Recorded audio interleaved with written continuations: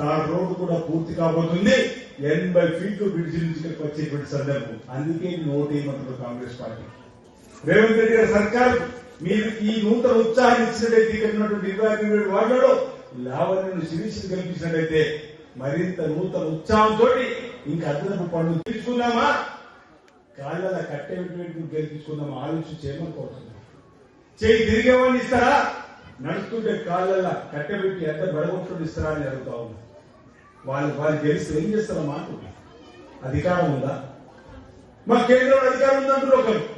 కేంద్రం నుంచి ఇప్పుడు వేల చిల్లి గవర్నర్ వచ్చినా మా కేంద్రంలో గవర్నమెంట్ ఉంది, వరదలా పాలిస్తామంటారు నిధులు. చిల్లి గవర్నర్ ఇచ్చిన 12 ఏళ్ళ కేంద్రంలో భారతీయ జనతా పార్టీ ప్రభుత్వం అధికారం ఉంది. 12 ఏళ్ళు 12 ఏళ్ళు చిల్లి గబ్బ ఇవ్వనోడు ఈ ఎన్నికలకు వరదలా ప్రవహించేలా నిధులు ఇస్తారు వివరణ మాధ్యమని. ఇక్కడ రాష్ట్రంలో ఉన్నది రేవంత్ రెడ్డి సర్కార్, ఇక్కడ ఎమ్మెల్యే ఉన్నది మీ బిడ్డ. ఈ రోజు మనం గెలిస్తే వరదలా నిధులు వస్తాయా, ఎక్కడ ఉన్నటువంటి పార్టీ గెలిస్తే ఆలోచన చేయమనుకోవచ్చు.